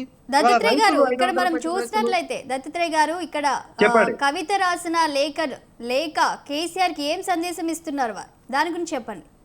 కవిత గారు రాసిన లేఖ ఒకవేళ నేను చెప్తా ఉన్నాను, this is my own statement. ఒకవేళ కవిత గారు రాసినటువంటి లేఖ ఖచ్చితంగా ఆమెనే రాసిన లేఖ అయితే అందులో మనం ఇంతగానం చర్చించాల్సిన అంశం ఏముంది? మీరే అంటారు కదా, పార్టీ బయట మాట్లాడుకున్నటువంటి వ్యక్తులు జనరల్ గా ఏమంటారు, కేసీఆర్ గారు కొంత మారాల్సి ఉండే, లేకపోతే సెకండరీ గ్రేడ్ లీడర్ ని కలవాల్సి ఉండే, సామాజిక తెలంగాణ అంశాన్ని ప్రస్తావించిండ్రు వెంకటరెడ్డి గారు. చాలా బాగా మాట్లాడిండ్రు. ఎందుకంటే నేనేమంటున్నంటే, వాళ్ళ పార్టీలో బీసీని ముఖ్యమంత్రిని చేస్తామంటారండి. ఇవాళ బీసీ అనేటువంటి వ్యక్తి ఆ పార్టీ అధ్యక్షుడిగా మాత్రం కొనసాగడానికి అనర్హుడు. కిషన్ రెడ్డి గారే కేంద్ర మంత్రి అవుతారు, కిషన్ రెడ్డి గారే పార్టీ అధ్యక్షుడిగా ఉంటారు, వెంకటరెడ్డి గారు దానికి చప్పట్లు కొడతారు. ఇవాళ ఇదే ప్రతిపక్ష నేతగా అసెంబ్లీలో ఒక బీసీ నాయకుడికి అవకాశం ఇవ్వచ్చు కదా, ఒక పాయల్ శంకర్కో ఇంకొకరికో. ఇవాళ మళ్ళా ఏలేటి మహేశ్వర్ రెడ్డిని తీసుకొచ్చే బీజేపీ ఎల్పీ నేతగా నియమిస్తారు. వాళ్ళ పార్టీలో సామాజిక తెలంగాణ అనేటువంటిది అందరి ద్రాక్ష పండు. ఎస్, కవిత గారు సామాజిక తెలంగాణ విషయంలో మాట్లాడిన మాట విషయంలో మాకు ఇంటర్నల్ గా జరిగిన మీటింగ్ లో ఒక అంశం చెప్పింది, స్పష్టంగా చెప్పింది. నేను కవిత గారితో దాదాపుగా ఒక 6 ఏళ్ల నుంచి సుదీర్ఘంగా ప్రయాణం చేస్తున్నా కాబట్టి ఆమె చెప్పిన విషయం ఏంటంటే, 60 సంవత్సరాలుగా భారతదేశంలో ఈ అట్టడుగు వర్గాలైనటువంటి వాళ్ళు, ఎరుకల కులము, గంగిరెత్తుల కులము, పిచ్చకుంట్ల కులము, వంశరాజుల కులము, ఇలాంటి కులాలకు ఇంకా రాజకీయ అవకాశాలు రాలేదు, సర్పంచులు ఎంపీటీసీలు కాలేకపోయినరు. కేసీఆర్ గారు తెలంగాణ రాష్ట్రం వచ్చిన తర్వాత ఆ వర్గాలకు అంతో ఇంతో 10 సంవత్సరాల్లో మనం కొంత సంక్షేమ పథకాల రూపంలోనో లోన్ల రూపంలోనో ఏదో మేలు చేశాము. కానీ ఈ 60 ఏళ్ల దరిద్రం దూరం కావాలంటే వాళ్ళు కూడా రాజ్యాధికారంలోకి రావాలనే విషయం మాట్లాడినారు. సామాజిక తెలంగాణ అనేటువంటి అంశం కేవలం బీఆర్ఎస్ పార్టీకి మాత్రమే సంబంధించింది కాదండి. దేశంలో ఉన్న రాజకీయాలకు వర్తిస్తుంది, రాష్ట్రంలో ఉన్న రాజకీయాలకు వర్తిస్తుంది. సొంత పార్టీలో అధిష్టానానికి ఒక సలహా రూపంలో ఇచ్చింది. సామాజిక తెలంగాణ అంటే భౌగోళిక తెలంగాణే కాదు, సామాజికంగా వెనుకబడ్డ వర్గాలకు కూడా మనం అప్లిఫ్ట్ చేయాలా, వాళ్ళకు కూడా రాజకీయ అవకాశాలు ఇవ్వాలనే అంశాన్ని ప్రస్తావించారు. తప్పేముందండి? ఇవాళ బీసీలకు రాజకీయ అధికారాలు ఇవ్వాలని మాట్లాడుతున్నారు. 42% రిజర్వేషన్ విషయంలో ఇందిరా పార్క్ దగ్గర బహిరంగ సభ పెట్టిండ్రు. ఏదైతే సావిత్రిబాయి పూలే జయంతిని అధికారికంగా నిర్వహించడానికి ఆమె బహిరంగ సభ పెట్టి ప్రభుత్వానికి అల్టిమేటం జారీ చేసింది. పూలే గారి విగ్రహం కోసం ముఖ్యమంత్రి గారే స్వయంగా వెళ్లి జాగ చూసే పరిస్థితి తీసుకొచ్చింది. 42% రిజర్వేషన్ విషయంలో డెడికేషన్ కమిషన్ వేసిన తర్వాత డెడికేషన్ కమిషన్ ఏపిచ్చే విధంగా న్యాయ పోరాటం చేసింది. ఇవాళ బీసీల గురించి కవిత గారు జిల్లాలని తిరిగి రౌండ్ టేబుల్ సమావేశాలు పెట్టి మీటింగ్లు పెట్టి వాళ్ళ సమస్యలని అడ్రస్ చేస్తా ఉంటే, ఇవాళ కాంగ్రెస్ పార్టీ నాయకులకు బీజేపీ నాయకులకు ఎందుకండి అంత ఉలికి పడుతా ఉన్నారు? మాట్లాడకూడదా బీసీల గురించి కవిత గారు? మాట్లాడకూడదా కవిత గారు ఎస్సీల గురించి? మాట్లాడకూడదా కవిత గారు బీజేపీ తెచ్చినటువంటి వక్ఫ్ బోర్డు చట్టం గురించి? ఇవన్నిటి విషయాలను ప్రస్తావించి ఉంటే ఆ లేఖలో ఈ అంశాలన్నీ వాస్తవంగా డిస్కషన్ జరగాల్సినయే కదా. కేసీఆర్ గారి బహిరంగ సభలో ఈ అంశాలు ప్రస్తావిస్తాడనుకున్నాము. ఎస్సీ వర్గీకరణ మీద మాట్లాడతాడని ఎక్స్పెక్ట్ చేసినాము. బీసీలకు ఇష్టమైనటువంటి కామారెడ్డి డిక్లరేషన్ లో 42% రిజర్వేషన్ గురించి ప్రస్తావిస్తాడనుకున్నాము. ఎంబీసీ మంత్రిత్వ శాఖ గురించి మాట్లాడుతాడు అనుకున్నాము. కాంట్రాక్ట్లలో 42% బీసీలకు రిజర్వేషన్లు ఇస్తామని చెప్పింది కాంగ్రెస్ పార్టీ. మళ్ళా రాఘవరెడ్డికి, పొంగులేటి శ్రీనివాసరెడ్డికి, మెగా కృష్ణారెడ్డికే ఇచ్చింది. ఈ విషయాలు ఇస్తాడేమో అనుకున్నాం. ప్రస్తావించాల్సి ఉండే ప్రస్తావించింది. దాంట్లో ఉన్న విషయాలు మాట్లాడడంలో కొంగబద్దలు కొట్టాక మాట్లాడింది కదండి. దీంట్లో వీళ్ళకి ఎందుకు అంత ఉలికి పడతారు? ఇందులో ఆడ కావాలా మొగ కావాలా ఆ అంశాల గురించి మాట్లాడితే వెంకటరెడ్డి గారు ఎవరు ఆడ ఎవరు మొగ అనేటువంటిది అది పర్సనల్ విషయం, తెలుసుకోవడానికి మీరు ఎప్పుడైనా సమయం ఇస్తే మాట్లాడదాం ఆ విషయంలో. చాలా దగ్గర పెట్టుకొని మాట్లాడాల్సిన అంశం. మీరు చెప్పండి. ఇక్కడ రెండు విషయాలు మేడం. ఇక్కడ కొండలరెడ్డి గారు మాట్లాడినటువంటిది ఏదైతే ఉందో అనవసరంగా చర్చ ఎక్కడికి తీసుకుపోయినాడంటే, మామూలుగా బీజేపీ మతతత్వ పార్టీ, బీజేపీ నక్సలైట్లకు సంబంధించినటువంటి దాని మీద దాడి అనేటువంటిది 50 ఏళ్ళుగా ఈ దేశంలో నక్సలైట్లను హతమార్చింది, దాడి చేసింది. దేశం వ్యాప్తంగా తెలంగాణ ఉమ్మడి రాష్ట్ర కాంగ్రెస్ పార్టీ వాళ్ళు ఇవాళ సూక్తులు పలుకుతున్నారు. వాళ్ళు 100 ఎలకల తిన్న పిల్లి హజ్ యాత్రకు పోయినట్టుగా చెప్తున్నారు. ఎవరు పాలించిందండి? మీరు కాదా? నక్సలైట్ అనిచింది ఇవాళ మాట్లాడుతున్నారు. ఇలా మాట్లాడినా కూడా రేవంత్ రెడ్డి గారు మాట్లాడింది మరి ఎందుకు తీసుకుపోలేదు? ఇప్పుడు జస్టిస్ చంద్రకుమార్ గారు డెలిగేషన్, పౌర సమాజ వేదిక డెలిగేషన్ ఆ మధ్యన 15 రోజుల కింద రేవంత్ రెడ్డి గారిని కలిసి చర్చలు జరపాలా, శాంతి చర్చలు అనేటువంటిది ఆ విషయాన్ని ఎందుకు తీసుకుపోలేదు రేవంత్ రెడ్డి గారు అంటున్నా? హోమ్ మినిస్టర్ గారితో ఎందుకు మాట్లాడలేదు? ముఖ్యమంత్రి కదా, చెప్పడానికి నీతులు చెప్పడానికి బాగుంటుంది. ఆ పని చేయండి. మళ్ళీ మీరు చేసినారా? ప్రధానమంత్రి గారు అపాయింట్మెంట్ తీసుకొని సార్ ఇట్లా జరుగుతున్నట్టు చర్చలు చేయండి దయచేసి అని చెప్పారా? మీరు ఎక్కడ నక్సలైట్లను హతమార్చింది, నక్సలైట్ల మీద కేసులు పెట్టిందే భారత కాంగ్రెస్ పార్టీ. దానిలో మీరు గుర్తుంచుకోవాల్సింది. రెండవది, మిత్రులు దత్తాత్రేయ గారు మాట్లాడుతున్నటువంటిది బీసీల గురించి మాట్లాడుతున్నారు. మీరు బీసీల గురించి మాట్లాడుతూ ఈ రాష్ట్రంలో బీసీల గురించి మాట్లాడేటువంటి హక్కు, వాళ్ళ గురించి ఆలోచిస్తున్నటువంటి పార్టీ భారతీయ జనతా పార్టీ ఒకటేనే నా ఉద్దేశము. ప్రెసిడెంట్ని తీసేసినారన్నారు. ప్రెసిడెంట్ని తీసేస్తే ముఖ్యమంత్రిని చేస్తామండి. ముఖ్యమంత్రిని చేస్తామని చెప్పినాం కదండి. మా దగ్గర దత్తాత్రేయ గారు, బండి సంజయ్ గారు, డాక్టర్ లక్ష్మణ్ గారు మాది గత 25-30 సంవత్సరాలుగా బీసీ సామాజిక వర్గం నుంచి ప్రెసిడెంట్లు అయినరండి. మీలాక కాదు కదా, మీరు ఇంతవరకు చెప్పలేకపోతున్నారు. మేము ఒక వర్కింగ్ ప్రెసిడెంట్ పెట్టే పరిస్థితుల్లో మీరు లేరు. మా కుటుంబంలోకి వెళ్ళే పుట్టాలి. కుటుంబ కొట్లాట ఇలా రాష్ట్ర వ్యాప్త కొట్లాట జరుగుతున్నటువంటిది. కవిత కానీ, హరీష్ రావు గారి, కేటీఆర్ గారి, కేసీఆర్ గారి, సంతోష్ రావు గారిని ఆ మాట చెప్పండి, మీరు చెప్పండి. కానీ సార్ రేవంత్ రెడ్డి అన్నాడు నేను లాస్ట్ రెడ్డి ముఖ్యమంత్రి నేను కావచ్చు అని అన్నాడు. అంతవరకు ఒప్పుకుందాం. మీరు ఆ మాట అంటున్నారా? ఒక ప్రెసిడెంట్ని పెడతామని అంటున్నారా? మా దగ్గర 3 పార్లమెంట్ సభ్యులు ఎన్నికైందండి. ఈటల రాజేందర్ గారు, బండి సంజయ్ గారు, అరవింద్ గారు, 45 సీట్లు మొన్న అసెంబ్లీ ఎన్నికల్లో బీసీలకు సీట్లు ఇచ్చిన మేము. మీరు మాట్లాడతారండి బీసీల గురించి? కాబట్టి ఇదే బీసీ ప్రధానమంత్రి అనేటువంటిది నేను మళ్ళీ చెప్పాల్సిన అవసరం లేదు. కేంద్ర ప్రభుత్వంలో 27 మంది ఓబీసీ మంత్రులు ఉన్నారు. బీసీల గురించి మాట్లాడేటువంటి హక్కు, ధైర్యం ఇలా భారతీయ జనతా పార్టీకి మాత్రమే ఉంది, దేశంలో కానీ తెలంగాణలో కానీ. మీరు చెప్పండి ఇప్పుడు. రైట్ వెంకటరెడ్డి గారు, మనం ఇక్కడ ఒక అంశాన్ని చూడాలి. ఆ కవిత రాసిన లేఖలో ఒకటైతే కవిత రాసిన లేఖ ఒక్కటి మేడం, నిజమే. కవిత రాసిన లేఖ వాళ్ళ ఇంట్లో కొట్లాటని తీసుకొచ్చి బయట చెప్తున్నారు. ఇక్కడ బీజేపీ నన్ను ఎంతగానో బాధ పెట్టింది. ఆ పార్టీ మీద 2 తర్వాత బీజేపీతో పొత్తుపై క్లారిటీ ఇవ్వలేదు అన్నట్లు కూడా ఆవిడ వ్యాఖ్యానించడానికి చూస్తున్నాము. అంటే బీఆర్ఎస్ రాబోయే రోజుల్లో బీజేపీతో పొత్తు పెట్టుకునే అవకాశం ఉంది అనుకోవచ్చు. ఆమె ఒక్కటేందంటే చెప్పింది ఇవాళ కాంగ్రెస్ కు ప్రత్యామ్నాయమా, భారతీయ జనతా పార్టీకి కాంగ్రెస్ ప్రత్యామ్నాయం, ఎవరికి ప్రత్యామ్నాయం 2 పార్టీల మధ్య ఉందనేటువంటి వాస్తవం మాత్రం చెప్పినటువంటి మాట వాస్తవము. తిట్టాలా, ఎక్కువ తిట్టేయాల్సింది బీజేపీని అంటున్నారు. మరి ఆయన ఎందుకు తిట్టలేదు? వాళ్ళ తండ్రిని అడిగితే అది ఏం చెప్తాడో తెలుస్తుంది. కేసులో ఈ ఇరుక్కున్నటువంటి కవిత ఇవాళ నీతులు మాట్లాడుతుంది, సామాజిక తెలంగాణ గురించి మాట్లాడుతుంది. ఏమైందమ్మా మరి ఇంతకాలం సామాజిక, నీకు ఎమ్మెల్సీ సీట్లు 2 సార్లు రెన్యువల్ ఇచ్చారు కదా, నాకొద్దు నాయన మరి బీసీలకు ఇవ్వండి ఎందుకు అనలేదు? ఓడిపోతే ఒక సిద్ధాంతము, గెలిస్తే ఒక సిద్ధాంతము. మీ కుటుంబ నేపథ్యం 2006లో మీరు ఎక్కడున్నారంటే నేను ఉన్నాను. 2006లో కేటీఆర్, కవిత ఆ ఉద్యోగాలు వదిలేసి, అమెరికా నుంచి ఉద్యోగాలు వదిలేసి తెలంగాణకు వచ్చిండ్రు. హాయిగా పదవులు, క్యాబినెట్ పదవులు తీసుకున్నారు, హోదాలు అనుభవించారు, ఆస్తులు సంపాదించుకున్నారు, అన్ని రకాలుగా అనుభవించారు. ఇలా బాధ అవుతుంది. వాళ్ళు మాట్లాడుతున్నారు, నీతులు మాట్లాడుతున్నారు. వాళ్ళ నేపథ్యం ఏంటండి? లేరా ఇంకా తెలంగాణ సమాజంలో మీలాగా మాట్లాడేటోళ్ళు, మీలాగా ఉండేటువంటి సామాజిక వర్గాల వాళ్ళు లేరా? ఎందుకు ఇవన్నీ చెప్తారు? మీ కుటుంబంలో వచ్చినటువంటి కొట్లాటకి మీరు మొత్తం తెలంగాణను భ్రష్టు వచ్చే చర్చకు అనేటువంటి వాళ్ళు పురికొల్పుతున్నారు. ఆ పార్టీ భవిష్యత్తు లేదు, ఆ పార్టీకి అనేటువంటిది ఏ రకంగా ఉండదు అనేటువంటిది అతి త్వరలోనే దానికి సంబంధించినటువంటి పునాదులు కదిలిపోతున్నటువంటి ఒక సందర్భం లోపల వాళ్ళ మధ్యన జరుగుతున్నటువంటిది. ఒక పార్టీ ఇంతవరకు ఖండించలేదు కదా, ఒక అఫీషియల్ నోట్ ఇవ్వాలి కదా, అది కవిత కాదని ఇవ్వాలి కదా. కాబట్టి ఆ కుటుంబంలో భయంకరమైనటువంటి వాదోపవాదాలు, కుటుంబ కొట్లాటలు నడుస్తున్నటువంటిది ప్రజలందరికీ తెలిసినటువంటిది, కొత్త విషయం ఏం లేదు. ఆమెను పక్కకు పెట్టినారు. ఎందుకంటే మైనస్ అవుతుంది, ఆమె కేసుల్లో ఉంది, ఈడీ కేసుల్లో ఉంది, రకరకాలు ఉంది, జైలుకు పోయింది అని బహుశా పార్టీలో చెడ్డ ప్రచారం జరుగుతుందండి. తెలంగాణ సమాజం అతి చైతన్యవంతమైంది. నువ్వు తండ్రి కొడుకులు అనే ఆధిపత్యాన్ని బిడ్డ కూతురు అంటే ఆలోచన ఒప్పుకోదు. 42 నుంచి భూస్వామ్య వ్యవస్థకు పోరాటం చేసినటువంటి సాయుధ పోరాటాలు జరిగినాయి, తెలంగాణ ఉద్యమాలు జరిగినాయి. తెలంగాణ భావజాలం వేరండి. ఆధిపత్యం, అణిచివేతను, కుటుంబ అని ఉండదు. ఆ కాంగ్రెస్ పార్టీ అట్లాగే ఉంది, అదొక పెద్ద ప్రాంతీయ పార్టీ, వీళ్ళంతే ఒక చిన్న ప్రాంతీయ పార్టీ. కాబట్టి సామాజిక స్పృహ ఇప్పటి వరకు కూడా అసెంబ్లీలో వాళ్ళిద్దరే మాట్లాడతారు తప్ప లేరా అనండి? శ్రీనివాస్ యాదవ్ గారు లేరా? ఇతర బీసీ నాయకులు లేరా? ఎస్సీ నాయకులు లేరా? వాళ్ళకి ఎందుకు ఇయ్యరు ఛాన్సు? అంటే మీరే మాట్లాడతారు, మీరుంటేనే పార్టీ ఉంటుంది. అందువల్ల ఏంటంటే ప్రజలకు అర్థమైపోయింది అది కుటుంబ కేంద్రంగా, కుటుంబ ఆధిపత్య. అందుకే తెలిసి ఆయన పోటీ పెట్టలే.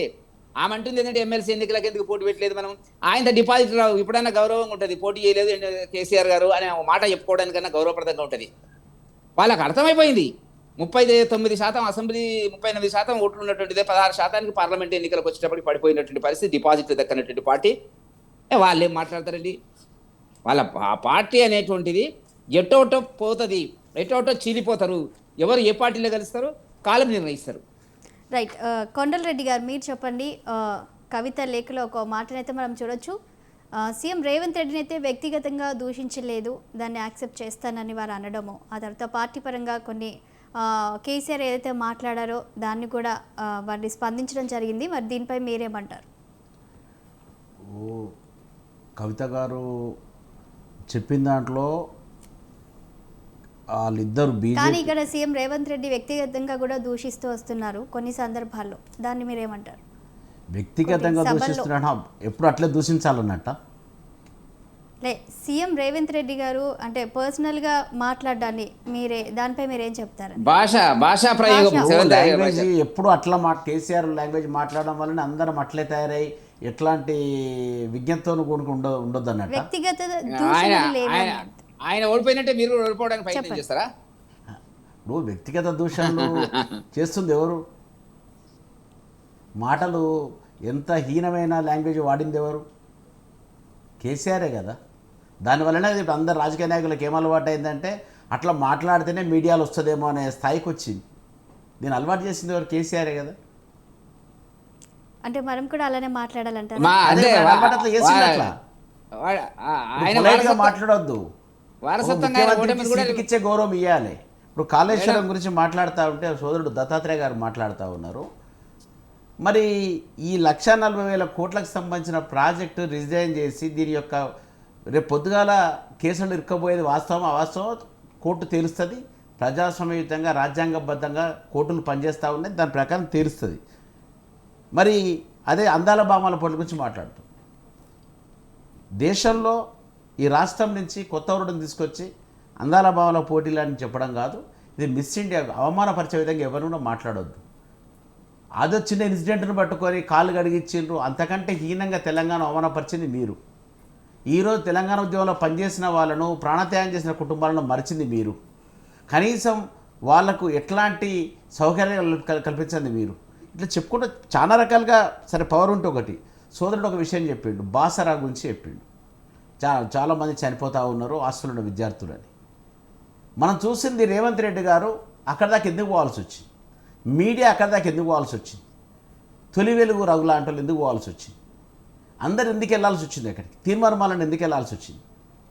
ట్రిబ్లైట్ బాసరలో ఈ దేశంకు ఫ్రీడమ్ వచ్చినప్పటి నుంచి విద్యా వ్యవస్థను పరిపుష్టి చేయడానికి ఐఐటీలు తెచ్చి విద్య పట్ల నిబద్ధతతో పనిచేసి ఏమి లేని దశ నుంచి ఇలాగ లేవడానికి వచ్చిన ప్రతిసారి ఈ రాష్ట్రంలో ముఖ్యమంత్రిగా ఉన్న పివి నరసింహ నవోదయాలు తెచ్చిండు, కిరణ్ కుమార్ రెడ్డి మోడల్ స్కూల్ తెచ్చిండు, కస్తూర్బాలు తెచ్చిండు.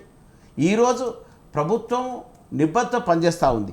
అదేవిధంగా రాజశేఖర్ వచ్చినప్పుడు ట్రిబ్లైట్ బాసరా విశ్వవిద్యాలయం, దానిలో ఈరోజు వరకు వాళ్ళ ప్రభుత్వంలో ఒక పోస్టుల అలాట్మెంట్ లేక, భోజనం చేస్తే బయటకు వెళ్ళి మీడియాని అలౌట్ చేయకుండా, మరి నిర్బంధంలో వాళ్ళ పిల్లలు చనిపోతూ ఉంటే, పేరెంట్స్ చెప్పలేని పరిస్థితిలో హెల్త్ ఖరాబ్ అవుతా అంటే ఇక దయ్యాలు వేదాలు వల్లించే మమ్మల్ని అన్నారా వాళ్ళని అన్నారో జనం తెలుసుకుంటారు.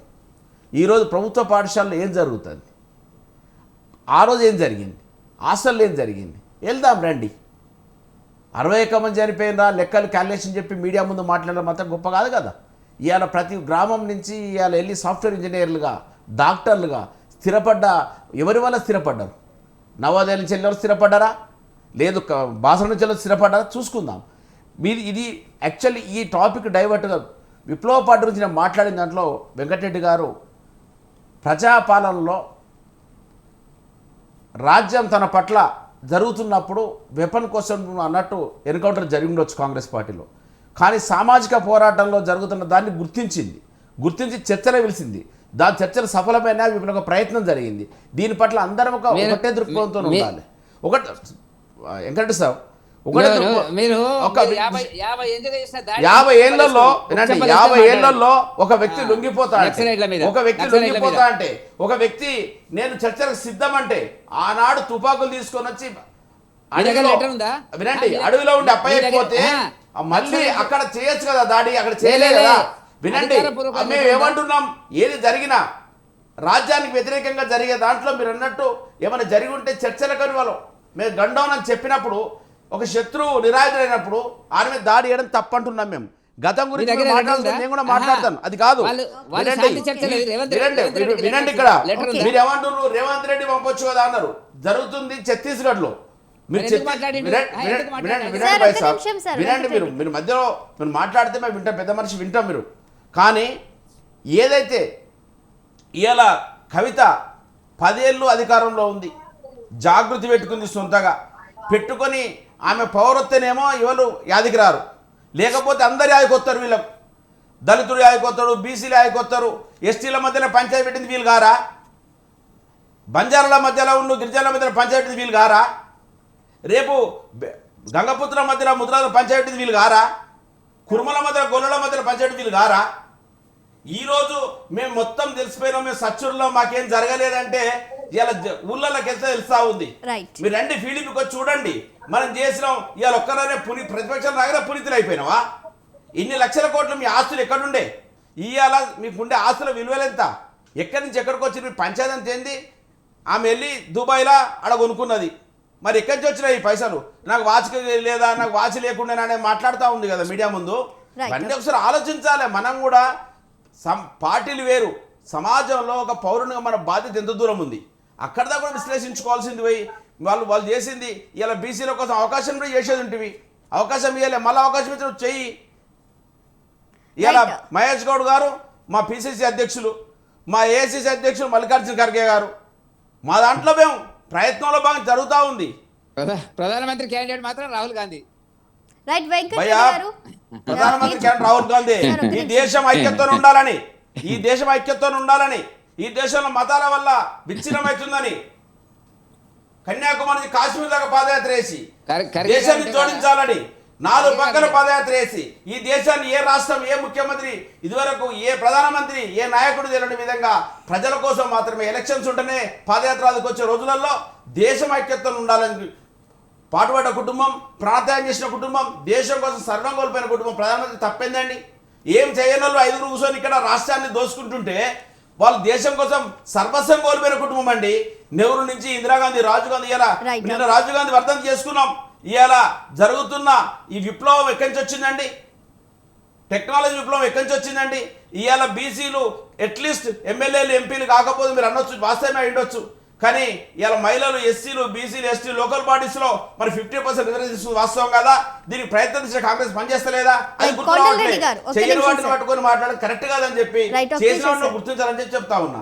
వెంకటరెడ్డి గారు, మీరు చెప్పండి చివరిగా. ఇంతకీ కవిత రాసిన లేఖలైతే మరి బీజేపీతో పొత్తు క్లారిటీ ఇవ్వలేదు అన్నట్టుగా వాళ్ళ ఫాదర్ని అక్కడ క్వశ్చన్ చేస్తున్నారు. అంటే ఫ్యూచర్లో బీఆర్ఎస్ బీజేపీతో పొత్తు పెట్టుకుంటుంది అని అనుకోవచ్చా? ఆల్రెడీ పొత్తుంది మేడం. ఇప్పుడు సో వాళ్ళు అంటున్నారు పొత్తుందా లేదా ఇప్పటికే అనేటువంటిది- కాంగ్రెస్ అంటుంది బీఆర్ఎస్ బీజేపీ ఒక్కటి ఒకటే మేడం. ఎమ్మెల్సీ మన ఎన్నికలు కూడా ఎలక్షన్స్ సపోర్ట్ ఒకటి. చేశారని మన కూడా ఎంపీ ఎలక్షన్స్, ఏమంటారు? ఎమ్మెల్యే ఎలక్షన్స్ వాస్తవం తెలిసిపోయింది కదా మేడం. సార్, ఒక నిమిషం. ఒకటి గత అనేక సంవత్సరాలుగా కేంద్ర ప్రభుత్వంలో, రాష్ట్ర ప్రభుత్వంలో కాంగ్రెస్, టీఆర్ఎస్ పార్టీలు కలిసి ప్రభుత్వాలు నెలకొల్పిన మాట వాస్తవము. ఎన్నికల పొత్తు పెట్టుకున్న మాట వాస్తవం. భారతీయ జనతా పార్టీ గత 20 ఏళ్ళుగా ఎన్నడూ కూడా ఆ పార్టీ, టీఆర్ఎస్ పార్టీ ఏర్పడే నుంచి మాకు సంబంధాలు లేవు. వాస్తవానికి ఏ కోణంలో కూడా లేవు. వాళ్ళకు మేనమామ సుట్టిరకం ఉంది. ఇవాళ వాళ్ళు కేసులు ఒక్క కేసులో కూడా ఈ కార్ రేస్ ఉంది. ఈ కార్ రేసులో కేటీఆర్ను ఆటోమేటిక్గా మనం బుక్ చేయొచ్చు, ఎఫ్ఐఆర్ ఇష్యూ చేయొచ్చు. ఎందుకు చేయలేకపోతుండండి? విద్యుత్ శక్తికి సంబంధించినటువంటి కేసులు వచ్చినాయి, టేబుల్ మీద ఉంది, సీఎం చేయలేకపోతున్నారు. ఒక కాంప్రమైజింగ్ లో నడుస్తున్నది. ఎందుకంటే వాళ్ళు కాంగ్రెస్ వాళ్ళు బీఆర్ఎస్ పార్టీని బతికించాలని ప్రయత్నంలో ఉన్నారు. ఎందుకు బతికించాలంటే అది కథమైతే భారతీయ జనతా పార్టీకి కాంగ్రెస్ కు పోటీ అయితే దేశంలో ఎట్లయితే ఓడగొట్టినామో అనేక రాష్ట్రాల్లో కాంగ్రెస్ ను మేము అదే పని చేస్తామని చెప్పి వాళ్ళు భయపడుతున్నారు. కాబట్టి బతకాలి, దాన్ని ఎట్లా బతికించుకోవాలని ప్రయత్నం చేస్తున్నారు. ఆ కోణంలో ఇవన్నీ జరుగుతున్నాయి. ఒక్క కేసు అన్న ఎఫ్ఐఆర్ ఇష్యూ చేసినా చెప్పండి, వాళ్ళు ఎందుకు చేయలేదండి? చెప్పింది ఏంది ఎన్నికలకు ముందు చెప్పింది ఏంది రేవంత్ రెడ్డి గారు? కాబట్టి ఒక అండర్స్టాండింగ్ నడుస్తున్నటువంటి కేసు కవిత కేసు కాదు. ఈడీ కేసులు అనవసరంగా ప్రతిపక్ష పార్టీల మీద చేస్తున్నారని చెప్పి వెళ్ళిన డెలిగేషన్లో కాంగ్రెస్ ఉంది, కేశవరావు గారు అక్కడ కూర్చున్న కేశవరావు గారు అప్పుడు ముఖ్యమంత్రి దగ్గర, ఇప్పుడు ఈ ముఖ్యమంత్రి దగ్గర కూర్చున్న కేశవరావు గారు లేరా డెలిగేషన్లో? ఎందుకు వెళ్ళినారు మీరు? కవితకు సంబంధించినటువంటి కేసులో కానీ ఇతర కేసుల్లో కానీ ఈడీ చేస్తున్నటువంటి అన్యాయాల గురించి రాష్ట్రపతికి చెప్పడానికి వెళ్ళినటువంటి డెలిగేషన్లో మీరు లేరా? మీరు కలిసి చేస్తారు, కలిసి భోజనం చేస్తారు, కలిసి దావతులు చేసుకుంటారు. భారతీయ జనతా పార్టీ ఎందుకు తీసుకొస్తారండి? కాబట్టి అన్ని విధాలుగా దేశాన్ని పాలసీ అక్కడ మీరే కదా. ఏ రకంగా చేసినప్పుడు కూడా దేశాల మీరు పాలసీ మీరే కదా. వాళ్ళు కేసీఆర్ పాలసీ వాళ్ళతో మీరు ఏనాటికైనా కలుస్తారు, ఆ అండర్స్టాండింగ్లో పోతున్నారు, చర్చలు నడుస్తున్నాయి. వాళ్ళకి ఏంటంటే కొద్దిగా రేవంత్ రెడ్డి ఒక్కంతో ఇబ్బంది ఉన్నది. రేవంత్ రెడ్డి కాకుండా కాంగ్రెస్లో ఇంకే ముఖ్యమంత్రి ఉన్నా కూడా ఆటోమేటిక్గా బీఆర్ఎస్ పార్టీ మొత్తం కలిసి కాంగ్రెస్ పార్టీలో జాయిన్ అవుతుంది. దాంట్లో ఏమి సందేహం లేదు. రైట్ వెంకటరెడ్డి గారు, కొండలరెడ్డి గారు కన్క్లూడ్ చేయండి ఒక్క మాటలో. ఇప్పుడు బీఆర్ఎస్ ఏమంటుందంటే ఈ లేఖ, కవిత రాసిన లేఖ మాత్రం ఇది కాంగ్రెస్ పార్టీనే క్రియేట్ చేసింది అని అంటుంది. దీనిపై మీరు ఏమంటారు ఒక్క మాట? కాంగ్రెస్ పార్టీ క్రియేట్ చేయాల్సుకుంటే, కాంగ్రెస్ పార్టీ లేఖలు క్రియేట్ చేయాల్సుకుంటే అలా పాజిటివ్స్ రాయాలి. అది గుర్తుంచుకోండి ఫస్ట్ ఆఫ్ ఆల్. రెండవది, 48 గంటల నుంచి ఇంత వైరల్ అవుతూ ఉంటే చిన్న విషయానికే తుమ్మినట్టు కనబడితేనే స్టేట్మెంట్ ఇచ్చే కేసీఆర్ కుటుంబం ఇప్పటికి మాట్లాడతలేదంటే బతిలాటలు నడుస్తూ ఉన్నాయని అర్థమవుతూ ఉంది. కాంగ్రెస్కి అవసరం లేదు. కాంగ్రెస్ ఎప్పుడున్నా జాతీయ భావంతో ప్రజల పక్షాన్ని ఆలోచిస్తే తప్ప సంక్షేమ పథకాలు ఎట్లా అమలు చేయాలి, రాష్ట్రాన్ని ఎట్లా పాలించాలనే దృష్టితోనే ఉంది తప్ప ఈ చిన్న చిన్న విషయాలను పట్టించుకునే శైలి కాంగ్రెస్ లేదు. మా ముఖ్యమంత్రి రేవంత్ రెడ్డి గారు లేరు. సార్ చెప్పినట్టు రైట్, సార్ టైం అయిపోయింది సార్. వెంకటరెడ్డి గారు ఒక్క మాటలో చెప్పండి, రాబోయే రోజుల్లో బీఆర్ఎస్ బీజేపీకి పొత్తు ఉంటుందా ఉండదా? ఒక్క నిమిషం. ఇప్పుడు వాళ్ళు బీఆర్ఎస్ ఆల్రెడీ 2 ఎలక్షన్స్ లో ప్రూవ్ అయిపోయింది. 2 ఎలక్షన్స్ లో ప్రూవ్ అయిపోయింది. ఎవరితో పొత్తున్నారు? వెంకటరెడ్డి సార్ అబద్ధాలు 100 సార్లు చెప్తే నిజమైనట్టు కరెక్ట్ కాదన్నా. 100కు 100% బీజేపీ మేము టిఆర్ఎస్ ఒకటని జనం అనుకుంటున్నారు. ఓటమిని అంగీకరించినట్టు లెక్క. మీరుగా ఓటమిని టైం అయిపోయిందండి. డిబేట్లో పార్టిసిపేట్ చేసినటువంటి వివి రావు గారికి, అలాగే దత్తాత్రేయ గారికి, గంగాపురం వెంకటరెడ్డి గారికి, గిరికొండలరెడ్డి గారికి అందరికీ కూడా నమస్తే అండి.